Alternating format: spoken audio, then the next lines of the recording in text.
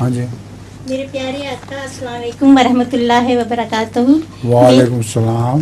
میرا نام ڈاکٹر امجد الحفیظ ہے اور میں اعزاز الحق مرحوم کی اہلیہ ہوں اور قریشی محمد مطیع اللہ مرحوم کی بیٹی اور سیالکوٹ سے آئی ہوں.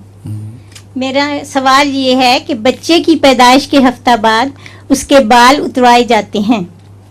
میں نے سنا ہے کہ اس کے بالوں کے وزن کے حساب سے صدقہ کیا جاتا ہے اور اس سے متعلق 2 باتیں میں حضور سے معلوم کرنا چاہتی ہوں.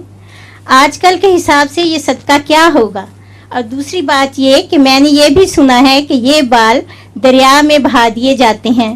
حضور سے سوال کرتی ہوں کہ دریا میں یہ بال بہانے کے پیچھے کیا حکمت ہے؟ دونوں باتیں غلط ہیں.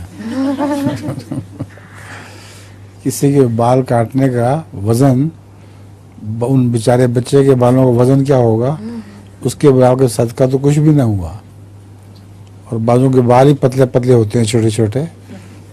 تو اس لیے یہ بات بالکل جھوٹی ہے، ایسی کوئی سنت نہیں ہے. اور دوسری بات کیا تھی آپ کی؟